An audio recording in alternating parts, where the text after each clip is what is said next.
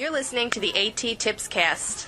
We're Christine Southard. and Lisa Parisi, two inclusion co-teachers from Long Island, New York. We're also known as the South Paris Collaborative. We met Chris at NECC 09. In fact, he first heard about the A.T.TIP in this episode from our session at NECC entitled Leveling the Playing Field. Come on over and check out our blogs at christinesouthard.blogspot.com and lisaslingo.blogspot.com for more information about our classroom and what we do.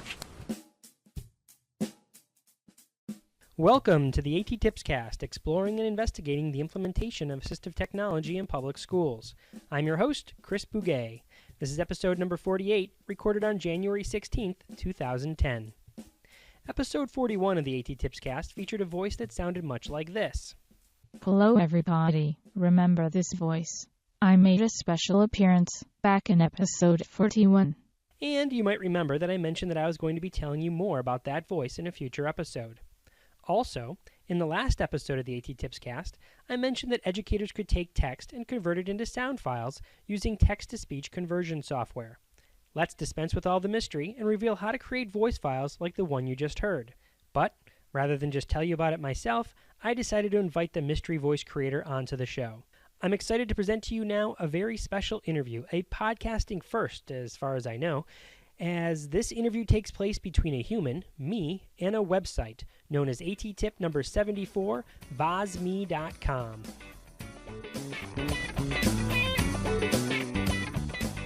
I'd like to welcome to the show Vozme.com. It is a pleasure to be here.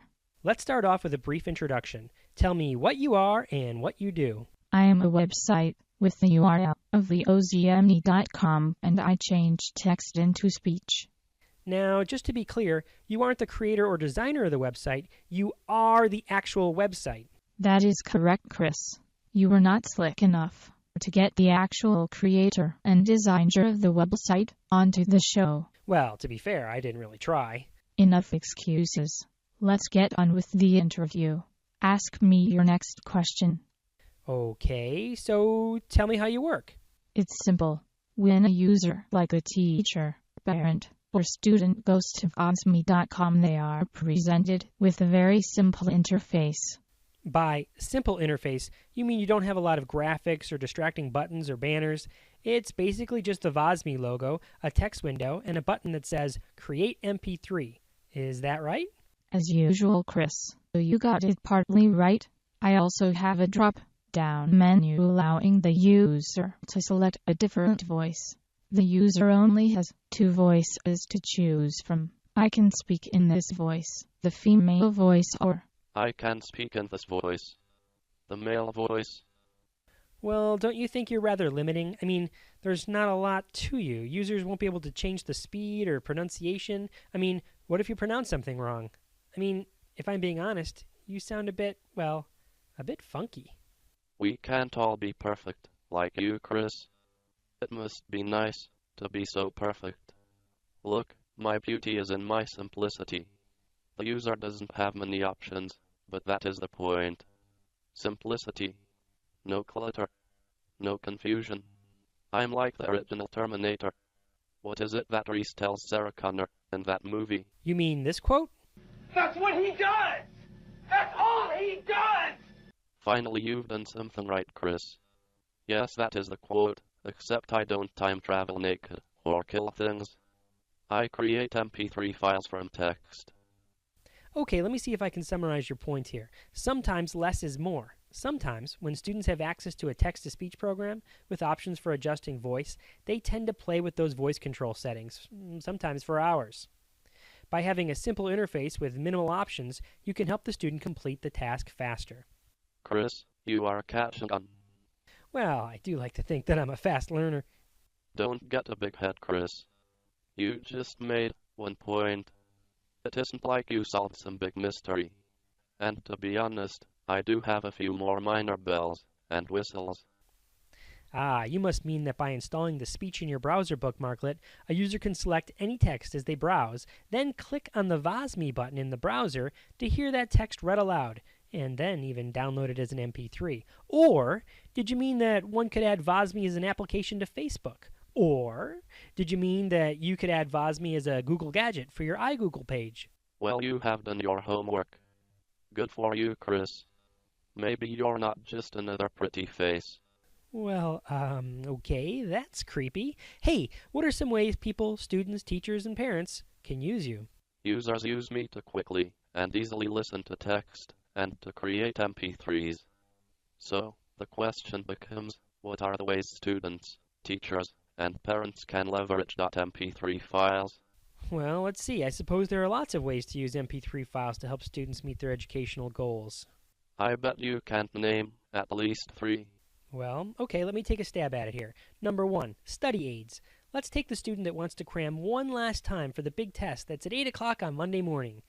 He has his study guide in hand, and he's on the bus. He's all ready to review the study guide one more time, and he starts to read it over, and suddenly the words start to swim on the page. The constant jiggling and swaying of the bus makes his stomach lurch. He already has the butterflies in his stomach from the test, and he's trying to do the right thing by studying, but now some motion-related nausea has set in. His belly cramps, he doubles over, and if he had that study guide in MP3 format and he was listening to it on his MP3 player, either his own personal one or one issued by the school, he could have listened without ever worrying about getting sick. Plus, no one would need to know he was studying. Let's couple that same idea for some student with reading difficulties. Using the MP3 generated by you, Vozme.com, would allow the student to have a second method of receptive input, or second modality for taking in information. Cool, right? That's one. Can you name 2 more? All right, number 2, spelling and vocabulary words. In every grade level and in every subject, vocabulary is an issue. Students need to learn vocabulary terms in every class they are in. One additional way to practice these vocabulary words and their definitions is by listening to them. Again, at the student's leisure, they can listen to the word and then the definitions. Heck, it even makes a great family game. Plug the MP3 player into the car, listen to a word, and then pause it to see who in the car can name the definition. Or play it the other way around, where you hear the definition and players have to guess the word. Spelling practice can be done in much the same way. That's 2. Only 1 more to go, you handsome devil. How many educators have seen the accommodation on an IEP, instructions will be read aloud? Creating an MP3 of the directions is a quick way to differentiate instruction in a way that allows someone struggling with reading the directions an alternative method for understanding what is expected or how to complete an assignment. Excellent. I'd clap if I had hands. Let me point out one more advantage. Unlike programs that offer text-to-speech, you are web-based, which means you can be used anywhere that has an internet connection. For instance, if I were a student working at a public library, either by myself, with a tutor, or meeting with a study group, and I need something read to me, I'd be limited to the software on the computers in the library. Since you're web-based, I could go to you, Vozme.com, and make the conversion. Done and done. Well, they're a smart guy. Those are some excellent points, and that is exactly why I exist in the world. Now, all of you listeners, come and use me. I am free and waiting for you to use me to convert some text. Sounds good to me. Vozme.com, everybody.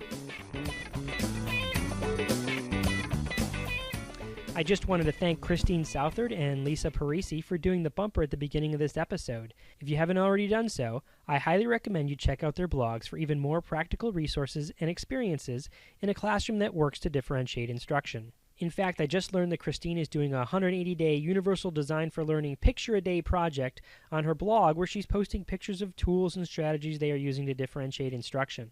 There are great ideas over there already, so go have a peek. I have links to both of their blogs over at A.T.TIPSCAST.wordpress.com.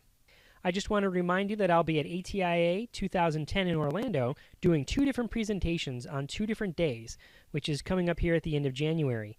If you're going to be down at ATIA, I hope I get to meet you. Please do come up and say hi. And finally, this past week I celebrated my birthday, and the A.T.TIPSCAST received its first message via snapvine.com. Have a listen. Hey Chris, happy birthday. This is Brian Dowd. Can't wait to meet you in a couple of weeks. I think it's actually 12 days in Florida. Have a great day, and oh, by the way, have fun with those Transformers. Thanks, Brian. I had a great birthday. My family and coworkers did a bunch of things to make it special for me. In fact, you could even say they did more than meets the eye. If you'd like to leave a voice message, head on over to ATTIPSCAST.wordpress.com and follow the link under Leave a Voice Comment. I'd love to hear from you. So, until next time, which won't be until I get back from sunny Florida, may all your interventions be inclusive and may all your strategies be supportive.